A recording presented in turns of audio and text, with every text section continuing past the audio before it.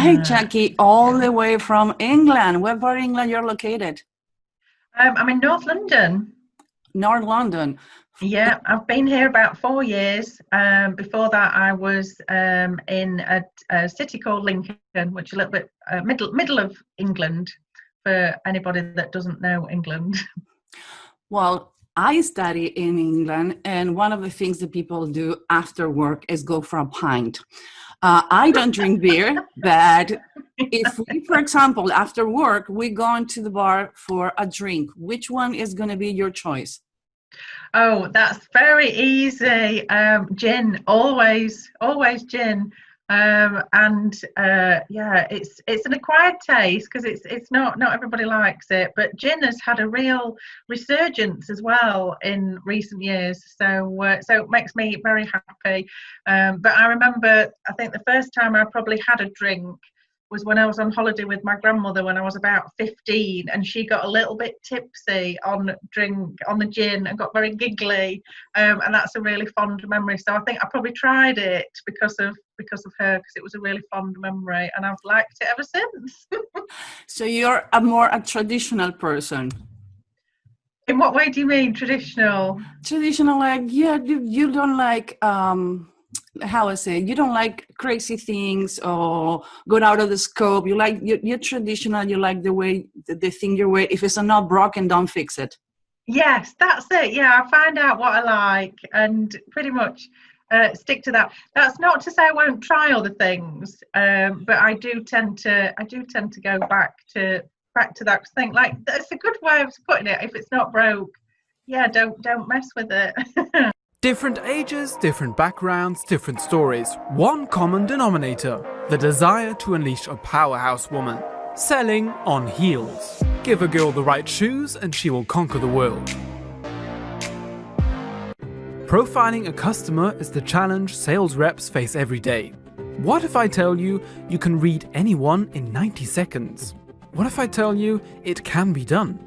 Come to learn with us, Human Behavior Hacker School. We talk about leadership, and people says, what has sales to do with leadership? Well, you start in sales, you start growing in your career and get to a point that you go from sales rep to manager.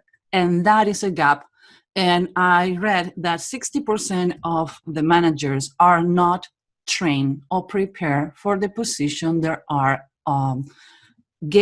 getting, even though if they ask for the position, they don't have from the company or for the place they work in any training. When we're talking about women, it's a double gap in that equation. First, women are less propense to ask for coaching or mentoring, or says, I don't know what I'm doing, or I need explanation, or I need help with what I'm doing. And your specialty is make women in general, leaders in general, to shine and become the leaders they want to be, not the leaders that are today. What happened in that gap, Jackie? I think actually that the 60% is probably it's probably very accurate.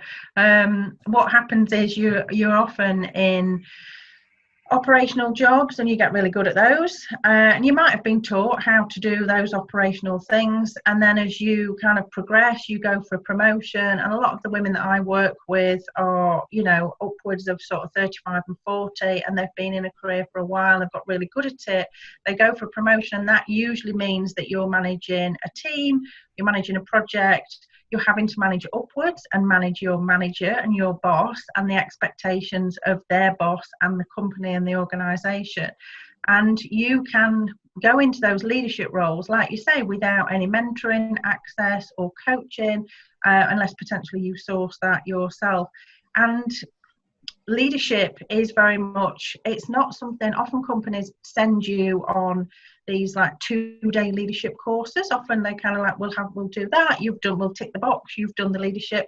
But leadership is about those incremental things, and for me it's about building relationships with people over a period of time, and those things aren't taught. You know, I went from kind of being very operational into a strategic role, and I learned the hard way. I learned how to do it by the seat of my pants sometimes. You know, it was just learn by doing. And if I was really lucky and had a good boss, I could kind of talk to them about it and say, this is what I'm finding. But the other thing as well that I often find with clients and with people I've worked with and myself, you know, when kind of things go wrong, you then have a real knock to your confidence, and it can be really hard to pick that up again and then to push the boundaries, really. And the other thing as well that I find that comes up is people try and style themselves on what they see others do, and they don't find their own authentic style about how to lead and how to do it. So, you know, one of the things that's really important is actually understanding what you value, and bringing that into your leadership. So yeah, it's a really good point you're making, Susan. Another thing, the leader not always is the manager. So you can lead without a title. I have seen teams where the manager is the one who bring me to do the sales training, but as soon as I get to the room in like half an hour, that's what I do for leader profiling, find out that who is the alpha and who is leading the team instead to the manager. And I tend to work with that person and the manager to help them to work together. So it's a confusion between titles and styles. What you find out is women's styles and leadership usually when they come to you for help. Often the reason that people come to me is around confidence. That's the problem that they feel that there needs to be solved. And I'm very much, in my approach, I'm very holistic around, you know, how I work with somebody, and I look at their experience, all of their skills, and I get to know their values, you know, the things that are important that are going to come naturally to them. So for example, one of the things for me in the way that I've always led, and that, you know, you're right in the fact that actually sometimes you're managing a project, but you don't have any authority over the team that you're working with because you're not their boss, you're not their direct manager. And that's also true if you're working with external stakeholders. You kind of all have a particular interest in getting something delivered, but you're not their boss. You can't actually give them instructions. You can delegate, but again, it goes on goodwill and having a shared vision to achieve something. And not everybody has that, because often projects and new things that are put in might be in addition to what you're doing already, and people may be like, I don't really want to do this. So it's understanding where they come from, kind of what it is. People have their own agenda, you know, what's stopping it, where their resistance is, and working out why they're involved, you know, what's important to them about it. And I do that with clients when I work with groups, and I do that with clients when I work on a one-to-one. So it's very much about finding what's your purpose, what's your reason for being here, why is it important to you, and what do you value. So yeah, one of the things that I always value, that I've always brought to how I work with teams, whether I'm managing them or however, the way that I lead is, one of my values is kind of fun. For me, it's really important to have fun with the team. Now, that's not to say we can't get serious. That's not to say that things are important. You know, I've worked on a lot of projects before I became a full-time coach in healthcare. And that's, you know, that's a serious topic, getting that right.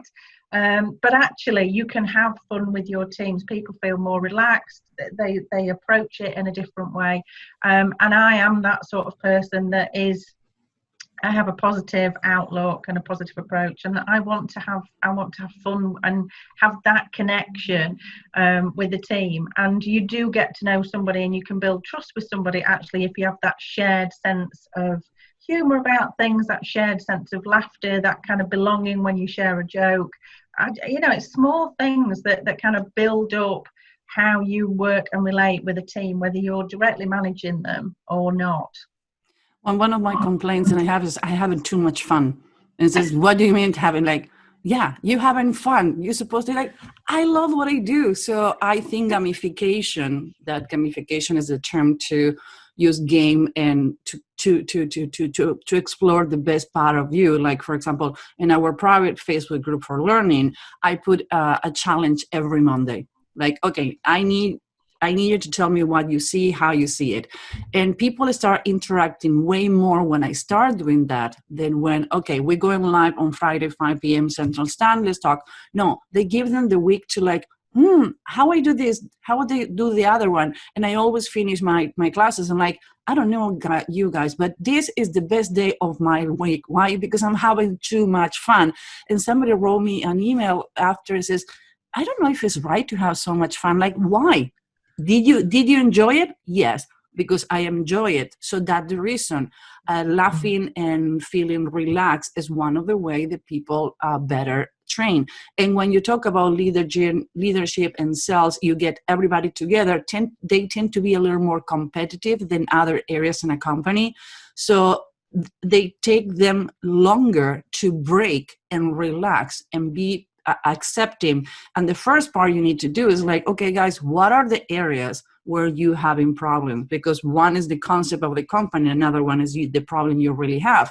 So in order to make people open, you need to break the ice. And I think laughing about yourself allow others to be goofy too. Yeah, absolutely. I can be the goofball if I need to be, and yeah, very much break the ice. And I sympathise, because I've often had that, particularly when I've done group trainings, because I love that. I'm such an extrovert, and I get a lot of energy from working with people in that way. Particularly if it's people that are there because they want to be there, and they're curious about themselves. And yeah, so people have said, you're having so much fun. I'm like, yeah, there's nothing wrong. There's nothing wrong with that. You know, I might sometimes feel like I'm channeling my 11-year-old girl who was, you know, kind of a bit mischievous and fun. That's a good thing.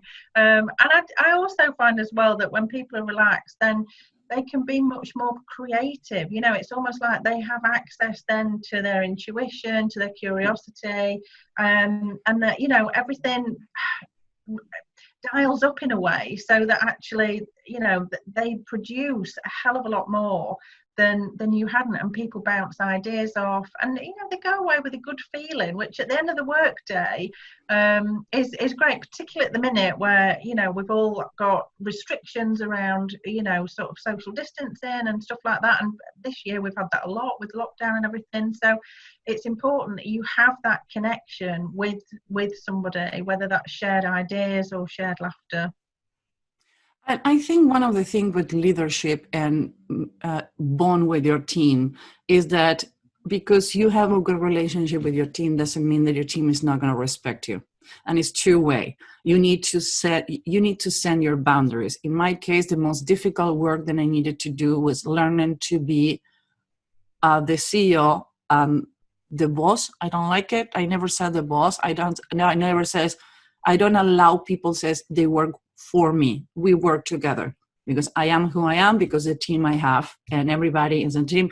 One of the people on the team, her job is bitching me up every day. So I met my deadline. I get the things done. So when I hire her, she'll ask, wait a minute, my job is to drive you crazy. Like, yes, I need you to do that. Why? Because I work with a coach and 2 mentors, and saying, you and your team need to be happy or wanted to jump in a call with you because they feel comfortable, they feel emotionally safe. And that is one of the things that managers, they don't feel, and they transmit to their team. When you are fear, even on the computer, and when you don't know what you're doing, people can smell it. And that's when you lost the ability to be a leader and you only are a manager. What happened with women and that, the self-fulfilled prophecies are going to fail, so you already failed it. Yeah, and also as well, women are, there's kind of 2 things, and not just women actually, you know, I occasionally work with men, but it's actually knowing what you need, what you want to work effectively, and asking for it. You know, it's very simple.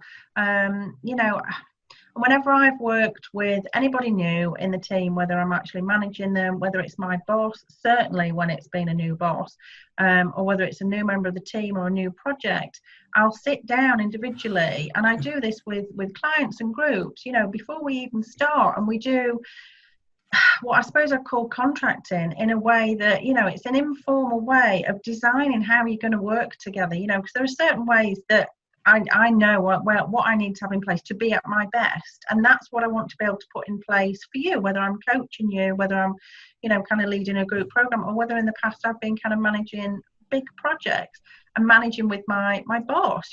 Actually, this is how I work. This is what I'd like to have in place. These are potentially the things that might trigger me. These are potentially things that I'll feel a bit stressed about. And I need you to know that, and I need to have that back from you. So actually, when we're in those situations where it's really busy and we have deadlines, or when clients come to a coaching call and they're up to here because they've had so much going on before they've actually started the call, and I'm a bit like, oh, hang on a minute, we need to breathe. I can sense all of the energy that you've brought with you from whatever you've been doing this morning. Let's just breathe.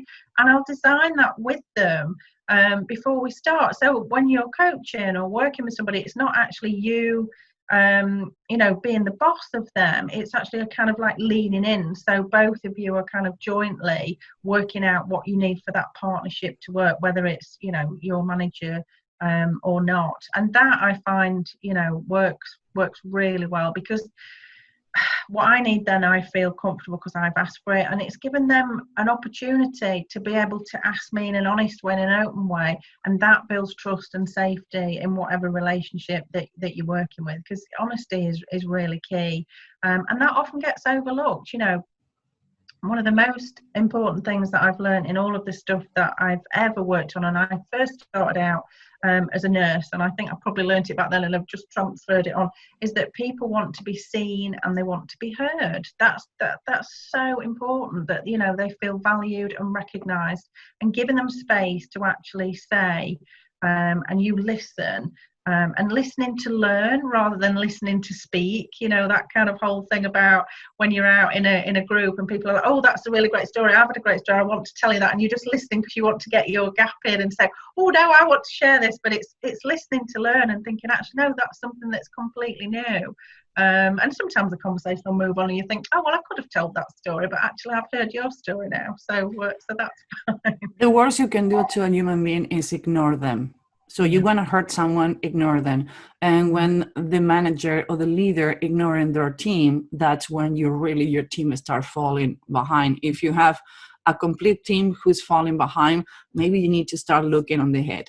You talk about how overwhelmed people come to you when they need to ask for help. Do you think that people sometimes take too long to understand they need help, or they are afraid to ask for help? Which one do you think you lead more? I'd say both. Selling is a craft and a science.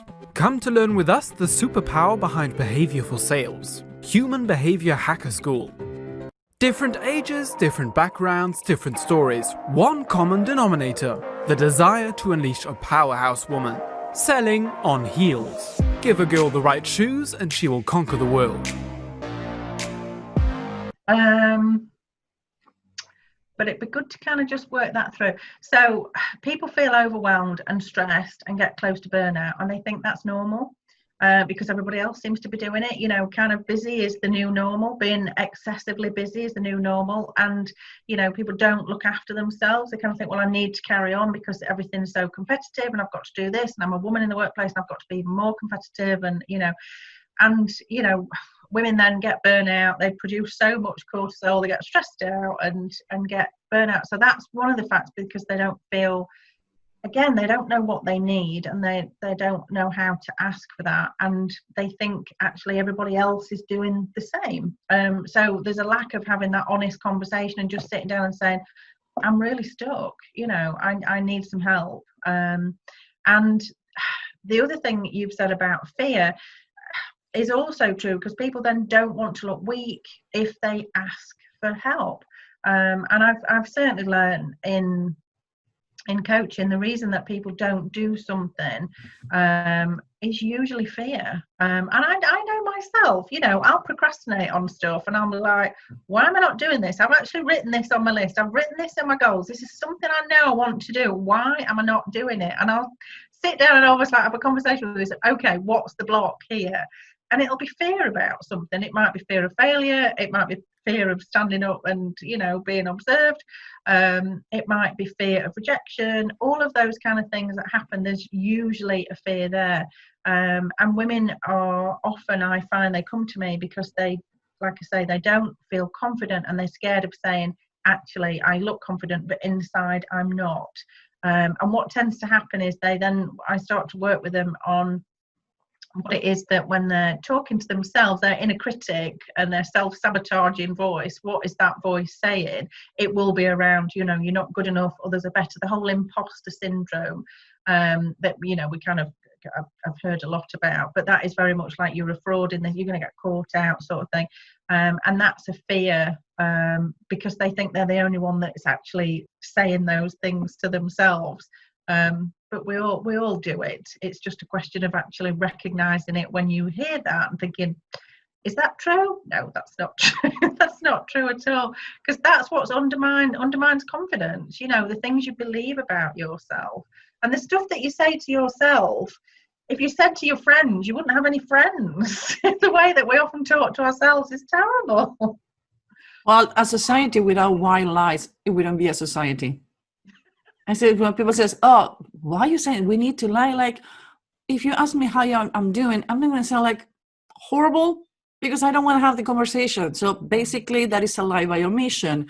But I think that most people in leadership lie by omission. They don't say, I'm afraid.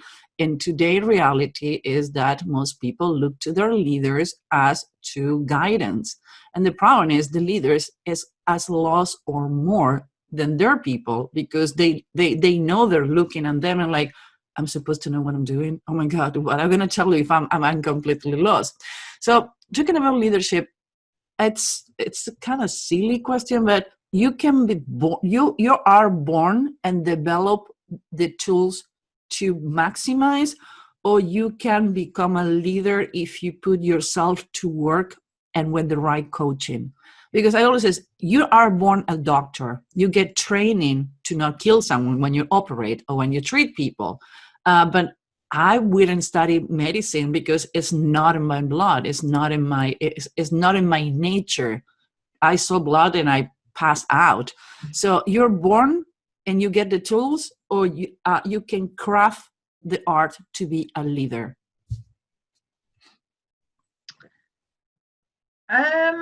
Probably a little bit of both, actually. I don't think it's as black and white as that. I would say it's probably both. And some of it is you grow into those skills. You grow into that person, you know, who you are, and you happen to lead as well as that. And, you know, I mean,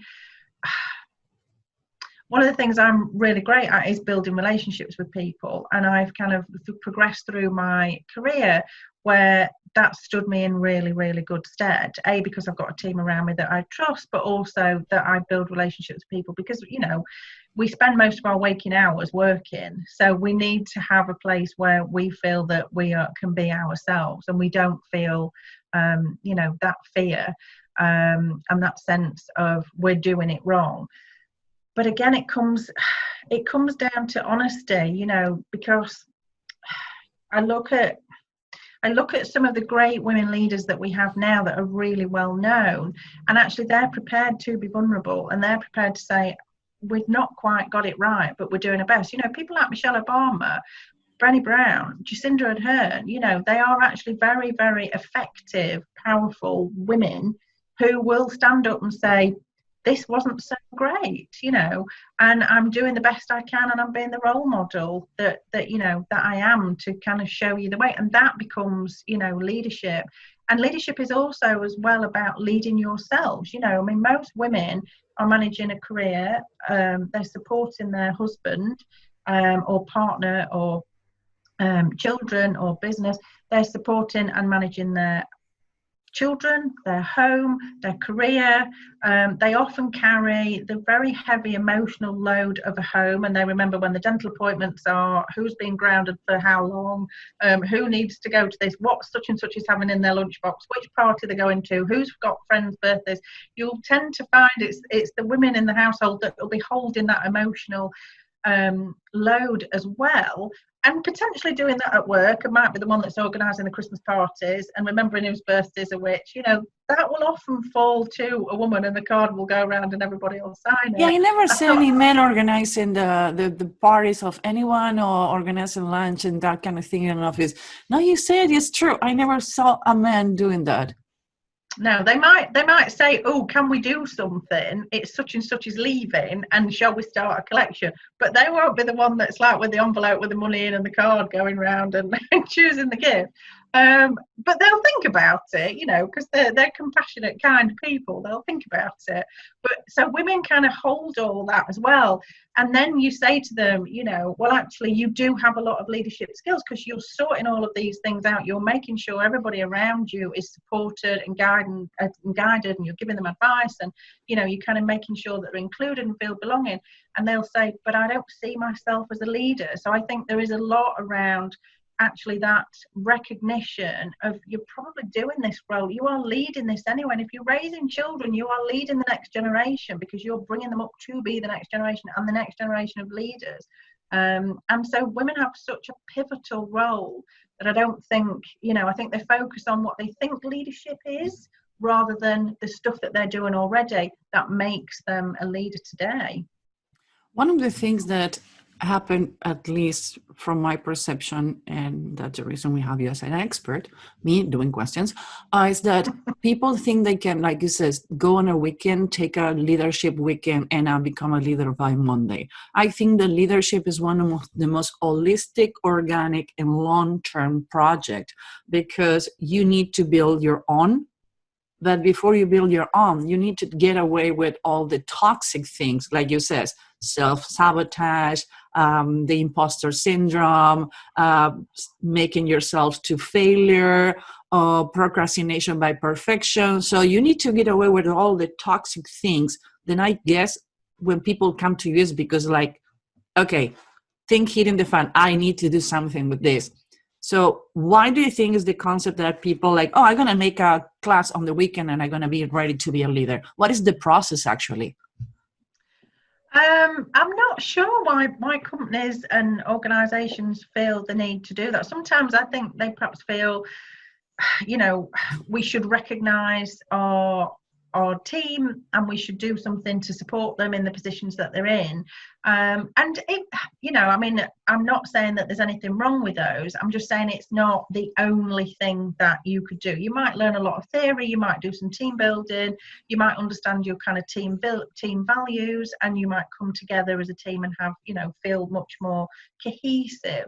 But I feel that leadership, as I said, is around building relationships. So it's those small incremental things you do when you champion somebody, when you acknowledge them, when you recognize that they're struggling and you give them that support, when you have an open door policy, when you are prepared to go the extra mile and help them with something that you can see that they're struggling with without them actually having to come to you. And when you're recognizing them for what they've delivered. And also, one of the things, I've raised a grown-up daughter, but one of the things, the reasons why I have such a good relationship with her now as an adult, and I've looked back how, I wasn't always a coach as a parent, which is a bit of a shame because actually that would have been quite good to have used had my coaching hat sometimes when she was a teenager, and some of that I learned the hard way.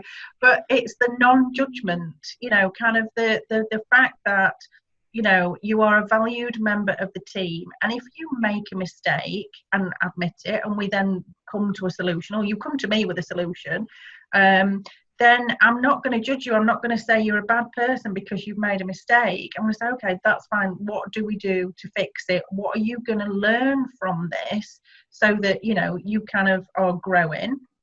And you recognise when these things come up again in the future.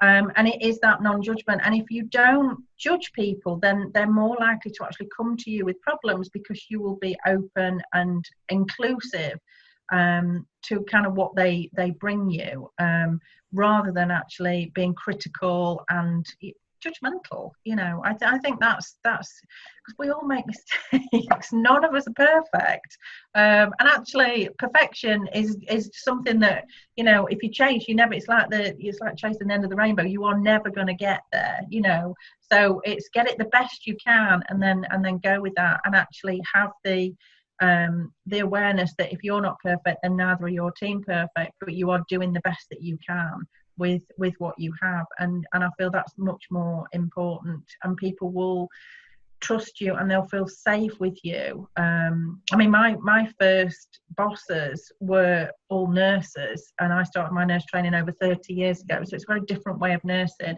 and so I would work with sisters that were close to retiring, kind of sisters and matrons that were close to retiring, that had probably trained like 40 years before, so they were very, very old school. Sometimes I think you probably trained with Florence Nightingale, you're that old, and they were very autocratic and critical, and they weren't democratic and inclusive or championing or acknowledging, and there was no kind of coaching element to how they led at all. So for me, leadership became a bit of, I'm going to do the opposite of that, because that really didn't work. I didn't like that at all. So I'm going to do the opposite of that. Yeah, leader is not the one who give the orders, is who make the team work together. Yeah, very much so. And who can bring the strengths of a team together as well. So I might be somebody who's very extrovert, gets their energy from other people, but I recognize that, and I'm great at brainstorming. I will kind of turn up to a meeting where we need to come up with a solution, and I'll make one or two notes, and I'll want to get to the solution, because we'll talk and bounce ideas off in the middle of that. And I coach very much that way as well. I get some of my really great ideas, think, oh, this is what I wanted, this would be great, and I'll think, oh, I need to write this down, but then no, intuition, that's what that is there for. But there are people in your team that will be introvert, that will like to be much more analytic, that will like to go away and think about things, and will like to look at the problem in a different way, and they will not want to agree on something when you've had a brainstorming session, because they need to reflect and kind of refocus on what you've done. And it's being aware of actually that's a strength. They might say, oh, I can't do this now. That's not a bad thing, actually. The fact that you're going to take a couple of days and think about it, you're probably going to come to something far better than we've got, but we'll bring it together as a team. So you're right, a leader will actually recognize all of those skills and strengths and experience and knowledge that's combined within that team. And if they're relaxed, then they'll start to support each other, and they'll not look just to one person to actually give the advice and the guidance and the support. And coaching is about developing people to find, their own answers. Whenever I'm coaching on a one-to-one basis, I don't have the answers. I'm the one that's going to come with the questions. You're going to work out the answers themselves, because if I give you advice, I'm giving it from my frame of reference, from my life experience, my age, the things that I've done, and that will suit me and my behaviour and what's natural to me. And if I advise you to do something, that might not be what suits you. I can say, well, actually, I've done this in the past and this really worked for me, if you ask me. But I expect you to be, a fully functioning human who can work out the answer to yourself. I'm just here to facilitate that, and then get you to take some action and be accountable for it afterwards, so you move things on.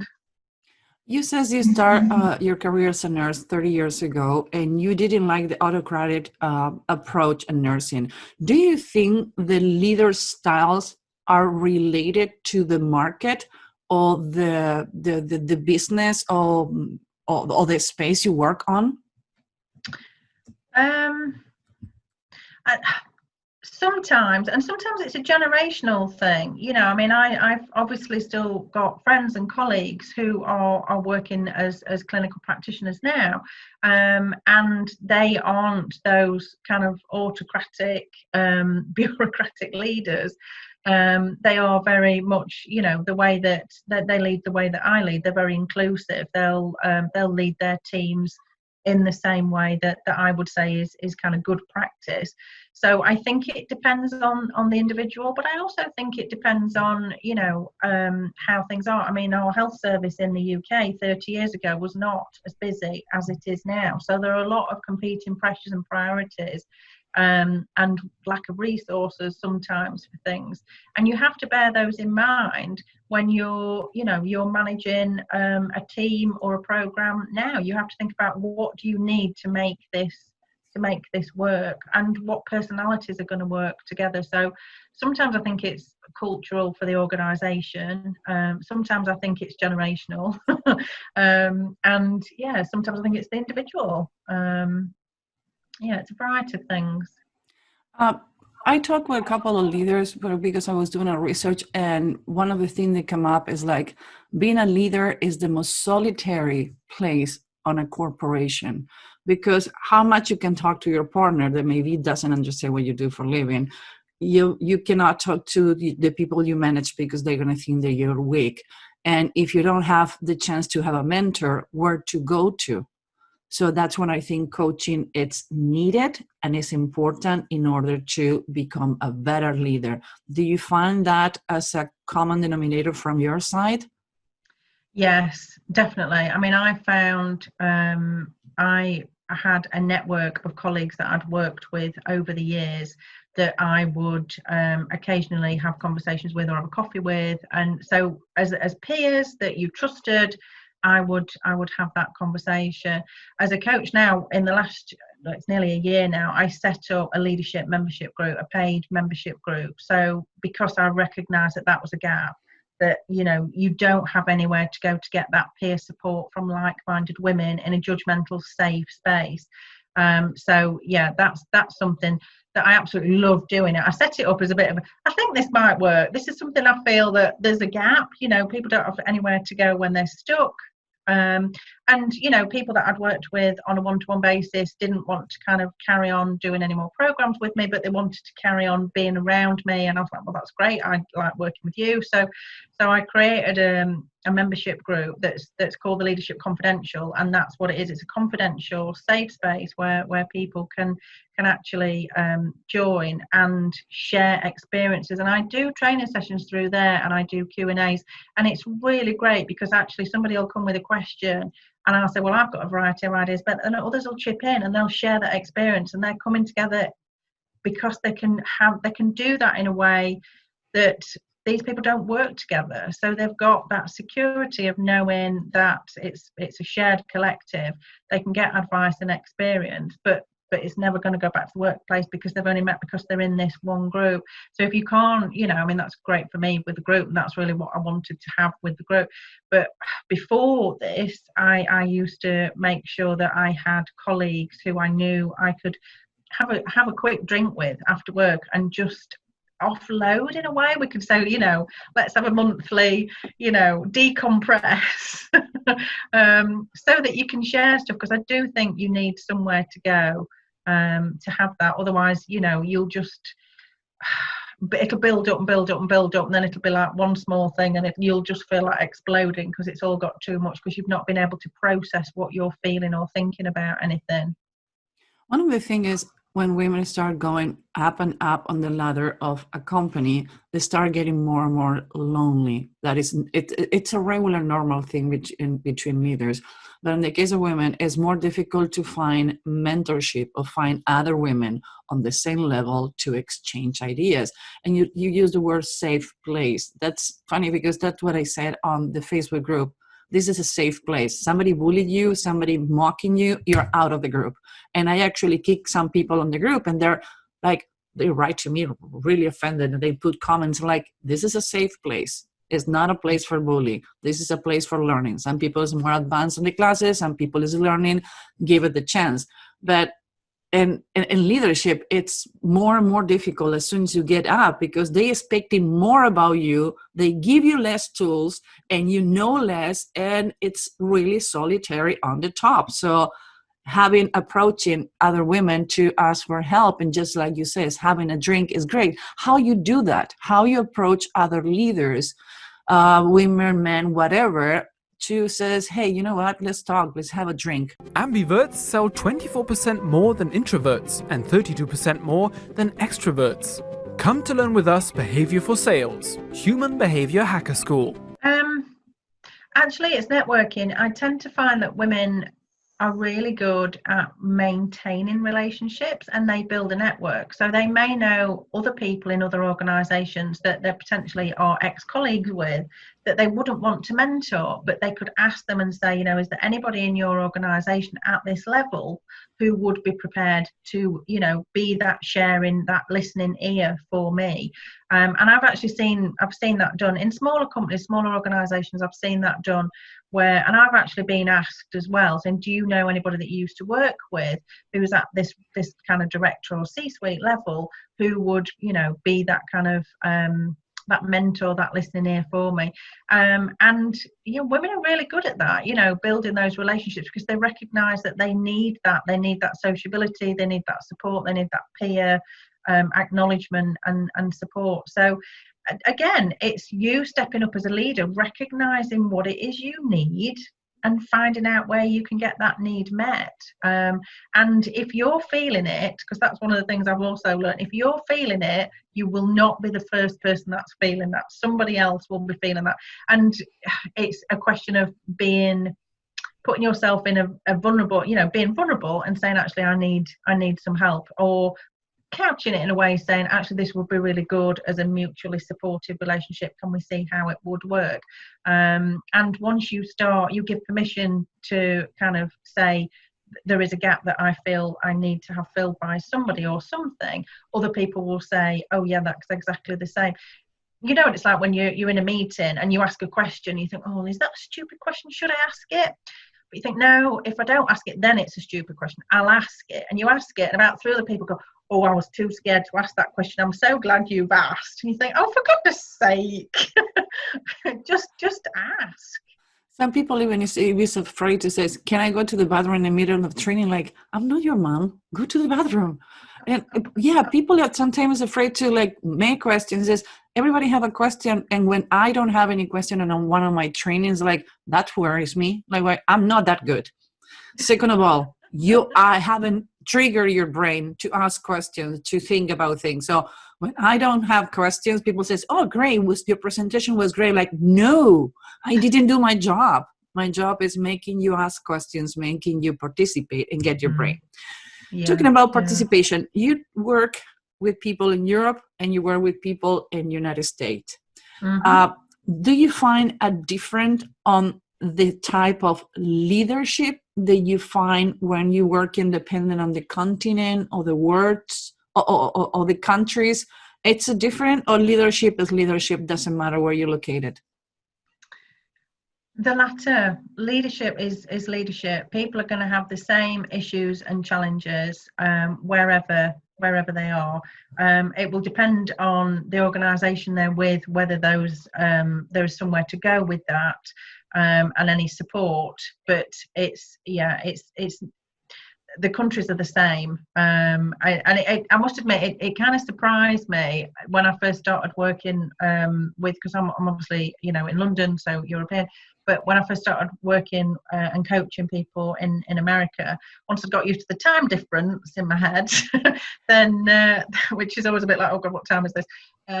Then actually it was a bit like, oh, yeah, women are women, you know, the same anxieties and worries and pressures and the same goals and dreams, you know, are there for whatever. It's just, you know, uniquely individual per person rather than per country. Is anything cultural wise? Because one thing it's countries, continents, another thing is cultural wise. For example, the Asian culture, it's more distance. I work with people in Germany, then I don't know if they're mad, are happy, they agree, disagree. Asian people happen the same. Like they don't talk, they look at you like, okay, are we gonna do this or not? And I found people saying the same. I don't know how to manage cultural wise the different leaderships, because some are distant, nobody talk to anyone, and other ones are really integrated. Yeah, no, that's true. And that comes up probably more actually when I do group stuff than one-to-one. People that tend to find me tend to be similar culture to me, but then when I kind of go into an organization or I set up a group program, it's, you know, word of mouth and businesses I work with, it's slightly different. So So yeah, because I find as well that, you know, some Europeans, like Italians, are very kind of full on, and, you know, their personal space is much closer. And they don't have a personal no, space. They talk with their hands. They yell all the time. They come into you like, okay, did you hear about proxemic? It's something that one arm distance, like, no, and they hug you and kiss you, and like, and you see the Americans doing this, like, okay, what are you supposed to be doing? Yeah, that's true. That's true. And I think it's a question of actually that's their style, and it's only a problem if actually it's having an impact on their effectiveness, you know. And that's a question of, certainly when people have coached one-to-one that have been like that, and they say that they feel that people are backing off, then it's having that conversation about actually what do you think might be going on, as to why that's the problem. But I think whatever culture you are, you know, I'm very much the same as you. When I'm actually leading a group training session or a group coaching session, I want everybody to feel that they're participating, because actually that's what you're paying for, that kind of one-to-one time within that group, that you need to go away and feel that you've learned something that you can apply. You want to kind of work with me again, and also you've had fun. So all of that, you know, we're very much on the same page with that, Susan. But yeah, I think it's a question of, you know, just get to know the person and what works for them, and help them get to know themselves so they know what works for them too, because that's often the biggest thing, you know, for people to get to know themselves and to trust in themselves, think this is how I am in this situation, this is what works best. I mean, one of the huge things that I learned when I started working for myself was the fact that I'm much better and more creative. I can sit and write things in an afternoon. I cannot in a morning. That's, you know, don't ask me to write a blog or a newsletter or anything, a program. I can't do that in the morning. So I do my coaching in the morning. I answer my emails. I do my social media, because it's different. But I didn't know that until I started working for myself, because always you're juggling your boss's expectations, your project's expectations. You just train yourself to sit down and just do what you need to do with the little allocated bit of time that you've got when you're not in meetings or, you know, telling everybody else what's happening with the project or whatever. And so now I kind of plan the day so that my creative time starts after lunch, because that's, you know, have a walk at lunchtime, and then just something kicks me into gear and I can sit and write quite happily for about 3 or 4 hours. And I think that's the important thing for people to recognize, actually, you know, when are they at their best, and what are the rhythms for them, you know, to kind of enhance their performance and impact. One of the first things that I received coach on when is like, oh my God, I have X amount of people on my team, I don't know what I'm doing. And so the first one came great because they were great. I didn't do anything to have luck. I was lucky. So now I asked that people train the new ones, like, I don't know, I'm sure I'm going to ruin it. And the first coaching I received was like, okay, to determine what kind of leader you're going to be, you need to determine who you are. What is the time that you're more productive? Like, well, my calendar never is open until noon because I usually sleep until 11:30 because I go to sleep at 5 o'clock in the morning because that's my more productive time. And like, okay, so you cannot ask your people to be 9 to 5. So do the same with your people. What is your more productive time? And all in the team are working from stay-at-home mom or working from home. Women there have different responsibilities. So the first was like, what is the most productive time for you? I have 2 people on the team. They start working at 9 p.m. and they work until 4 a.m. They're more productive. And that was when the company went from here to here, because I started respecting my needs and the needs of other people. I'm more creative after 5 p.m. when everybody's slowed down. That's when I do this. So finding your style and finding who you are when you want to become a leader, I think is one of the first things that you should pay attention. Jackie, what is your outcome with that? Yeah, no, I completely agree. And that's something as well that I've learned through trial and error for myself. And when I kind of had that light bulb moment, I thought, oh, this is how I am. I would then, when I was coaching them, I'd sit and work out actually. So, so when do you work best? And try not to shudder when there'll be people that say, well, I like to get up at 7 o'clock. That's fine. And I thought, oh no. I'm a night owl. I can't do that. I have in my contract that I don't do trainings before 9 a.m. Actually, my agent says, "You want Susan do what?" 7 o'clock, like, I'm not going to be there. What? Because she's not a nice person.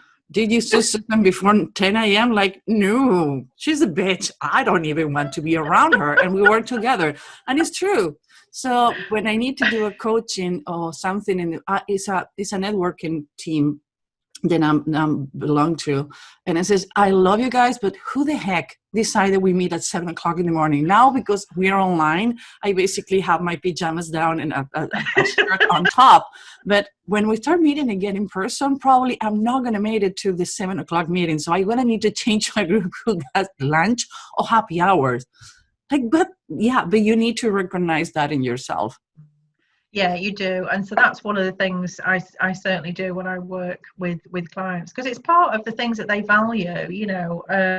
It's kind of understanding what's important for you, that to allow you to be yourself, rather than, you know, this kind of prescribed 9 to 5 routine that, you know, everybody seems to work at. But actually, you know, as we've sort of worked more from home, I'm finding my clients are finding their rhythm because they're working from home, and they're as effective as they are in the office, but they may start earlier or they may, you know, start later. And of course, as well, when you work internationally, people are on different time zones, so it's kind of marrying that up as well with the people that you're working with, so that, you know, when I was coaching people in America, I would say, well, actually, I can coach 24/7. It never feels like work. I can coach any time of the day or night. I can't create anything, you know, unless it's this invite. So what works for you to kind of be on and to bring yourself and be present to coach at that time? You know, what's the best time for you? And I think, you know, within leadership, that's probably not recognize that that's an essential part of actually bringing your team together so that they are more effective, you know, because you want a team that's going to have impact and influence. As a woman, with whatever you're doing, you want to have impact and influence, and it's getting to know yourself, you know. So when any of the programs and things that I've always done and that I'm still doing, it's around getting to know yourself and then trusting that, and if somebody wants to force you into you know, a structure that doesn't work, that you trust yourself to say, hang on a minute, that's not going to be the best effective way for me to work. When I received the advice that, okay, you want to be a good leader for your team, you need to do a self-assessment of yourself. And in the beginning, it was almost silly, like, dude, okay, I think I picked the wrong mentor. And when I start doing the work, and I like, okay, it feels forced when I try not to do. It's like, my preference is to write with the right hand, but I do everything with the left. If I switch, it's feel force. And under stress, you're going to go back to your preferences. So when we are on deadlines, I work better. Like I told you, yesterday, the day before yesterday, I went to sleep when the sun came up 7 o'clock in the morning. Like, holy cow, I need to go to sleep. And we were on a deadline, but it's about self-assessment. So to end this podcast, that we can talk for hours, Jackie. We did it before the prayer, and probably we're going to have your Jean, I'm going to have red wine, and we're going to do a happy hour, at least online happy hour. When we're talking about self-assessment, is what are the things that we need to look in ourselves to understand that we need help as a leader, or we need help to become a leader? What are the things that you says, okay, sit with pen and paper and check these boxes. If these boxes are yes or no, you need to ask for help. You need to go to a mentor. You need to get coaching. To be honest, I think everybody could do with mentoring or coaching. We could, you know, I mean, I'm still coached. I'm always coached. I've, you know, since I qualified and certified as a coach, I've always been coached, because there's always room for growth and improvement wherever you get to. So I think that, you know, everybody should have it in an ideal world. I think the first thing is very much actually knowing your purpose actually understanding what it is you want to do in the world. What is it you want to do? Where are your passions? What makes you get out of bed in the morning? What really fires you up? What do you care about? Who do you care about? And whatever that is, it might be helping others, it might be building business, it might be money, it might be travel, whatever that is, then understand that starts to help, you kind of work out where you want to be. And, there are people that I work with that have a passion for something that they're like, I never want to do that to make money. I don't want to feel the pressure that actually something that is a passion, I've got to feel I've got to earn a living at it. So, my encouragement is always, then do that outside of work, but have something that is wholly you, that brings you joy, that fulfills you, because then you'll start to understand how important that is, and you'll start to then think about your work life in that frame as well. And it's the same around leadership. What's your passion and purpose within your team and your project? What do you want to do?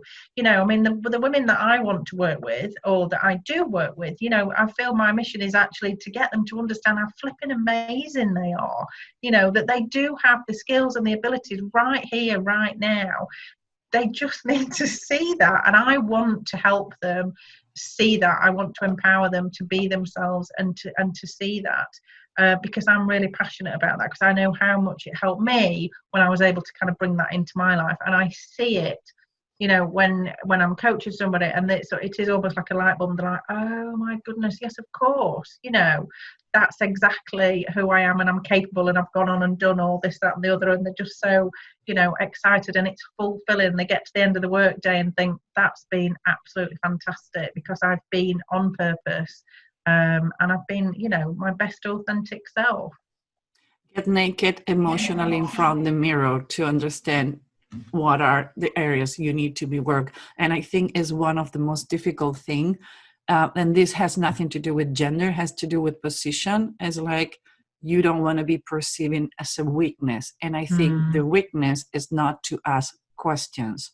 That's a weakness, not to say, I don't know how to do it. I need help. Somebody cut my grass, somebody cleaning my house. Why? Because if not, it's a pile of, I think I have so many dishes, so I can pile them for long and not to wash it for a week. And yeah, probably it's just like, you're a mess. Like, no, I'm a professional character. I'm not a domesticated character. So my house is not a reflection of who I am. Why? Because I give everything here to try to become better every day. But most people is afraid to fail in any of them. And women's were supposed to get the kids feed, the husband shirts iron, the house, your business, being a leader, being on top of everything. And that is a work that is 24/7 and is exhausted.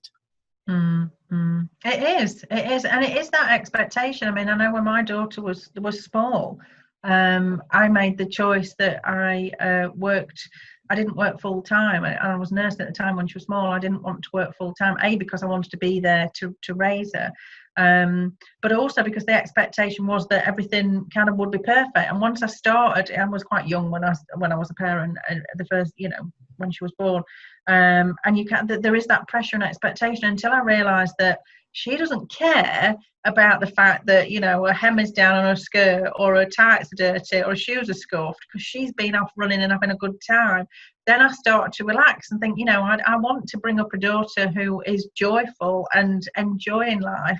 And if she's got a hole in her tights, it doesn't really matter, we darn them or we throw them away, and it helped me be a lot more relaxed. I mean, I suppose I was quite lucky that I was 21 when I had her. I was quite lucky because I kind of grew with her, but I also learned the priority of kind of what you're doing as a parent, raising somebody who you want to be a whole person, who has their own life and is fully themselves, rather than actually what the expectations are. I mean, I've just read an absolutely brilliant book called Untamed by Glennon Doyle, and she talks about how potentially as women, but I don't think it probably is just women, I think there are equally very, very strict restrictions on men as well. But it's about actually how often we're caged as children, and we're not able to throw those cages off. And it's a really great book. A lot of it's just very short stories about her experience. And yeah, I love that. It's something that I've read, talked to my daughter about, and I went, you realise you're going to be getting this for Christmas, don't you? Jackie, you mentioned that you have a network to end this interview. You have a network with women, and people can go for leadership, for talking, and a safe space to talk about things. What is the name of the network? People can go to you and ask to belong. How that work? And the best way, because it's a paid group, so the best way is to find me on my website. So you can contact me on my website. You can actually check out. You can join directly. And my website is jackiebooth.co.uk. Very simple, straightforward. Your information is going to be below. Brilliant, yeah. And the group is called the Leadership Confidential. So yeah, it was probably one of the easiest names I came up with, because actually, what do I want it to do? Then yeah, that's it. And yeah, and thank you for allowing me to mention that. Jackie, it's been a pleasure talking to you. Probably we're going to do a second round, because, again, leadership is not only one-way street. It has so many sub-channels and streets and shortcuts and long times that they need to be navigated. So let's see what questions come up with this podcast, and they do another one. Yeah, I'd absolutely love to come back, Susan. I can't believe the hour's gone so quickly. So yeah, thank you so much. See you next time. Okay. Bye. Profiling a customer is the challenge sales reps face every day. What if I tell you you can read anyone in 90 seconds? What if I tell you it can be done? Come to learn with us, Human Behavior Hacker School. Different ages, different backgrounds, different stories. One common denominator: the desire to unleash a powerhouse woman. Selling on heels. Give a girl the right shoes and she will conquer the world.